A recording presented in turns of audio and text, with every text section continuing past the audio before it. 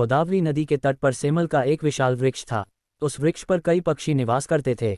दिन में वे भोजन की तलाश में खेत खलिहानों में जाया करते और संध्याकाल को पेड़ पर स्थित अपने अपने घोंसलों में लौट आते। यही उनकी दिनचर्या थी। एक दिन जर्दगव नामक एक अंधा गिद्ध ब्लाइंड वल्चर वहां आया। वह वृद्ध हो चला था। पक्षियों ने दयावश उसे वृक्ष के कोट में आश्रय दे दिया। पक्षी जब भोजन की तलाश में जाते तो गिद्ध के लिए भी भोजन ले आते थे। बदले में वह उनके बच्चों की देखभाल कर दिया करता था। इस तरह गिद्ध को बिना श्रम आहार प्राप्त हो जाता था और पक्षी भी अपने बच्चों की तरफ से निश्चिंत होकर भोजन की तलाश में दूर दूर तक जा पाते थे। सुख चैन से पक्षियों और गिद्ध के दिन व्यतीत हो रहे थे। एक दिन कहीं से एक बिल्ली उस वन में आ पहुंची। इधर उधर भटकते हुए जब वह उस पेड़ के पास से गुजरी तो उसकी दृष्टि पक्षियों के अंडों और बच्चों पर पड़ी। उसके मुंह में पानी आ गया। वह उन्हें खाने के लिए वृक्ष पर चढ़ी तो पक्षियों के बच्चे अपने बचाव के लिए शोर मचाने लगे। शोर सुनकर गिद्ध कोट से बाहर निकला और चिल्लाकर बोला, कौन है?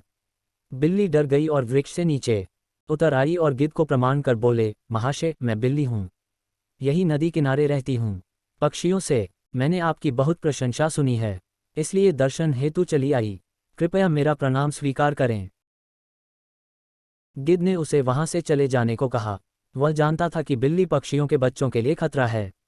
बिल्ली समझ गई कि भले ही गिद्ध अंधा और बूढ़ा क्यों न हो, उसके रहते पक्षियों के अंडों और बच्चों पर हाथ साफ करना असंभव है। वह किसी तरह पानी चिकनी चुपड़ी बातों से उसे विश्वास में लेने का प्रयास करने लगी। वह बोली, महाशय, मैं जानती हूं कि आपको मुझ पर संदेह है। आपको लगता है कि मैं पक्षियों के बच्चों को अपना आहार बना लूंगी, किंतु विश्वास करें, ऐसा नहीं है।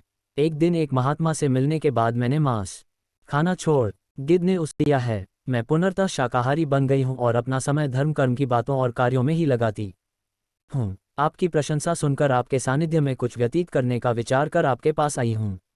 कृपया मुझे अपने सानिध्य में रख लें।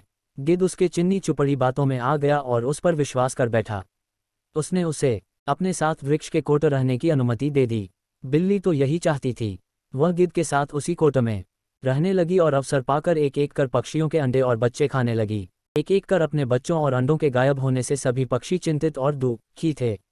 एक दिन सब ने इसकी पड़ताल करने की ठानी। जैसे ही बिल्ली को इस बात का अंदेशा हुआ, वो कोट छोड़कर भाग गई। इधर पड़ताल करते हुए पक्षियों ने जब वृक्ष के कोट में झांका तो उन्हें वहां ढेर सारे पंख पड़े हुए दिखाई पड़े। उन्हें लगा कि गिद्ध ने ही उनके बच्चों को खा लिया है। वे सभी आक्रोश में आ गए और चोंच मार मार का बूढ़े गिद्ध का काम तमाम कर दिया। बिल्ली पर विश्वास कर बेचारा गिद्ध व्यर्थ में ही अपने प्राणों से हाथ धो बैठा।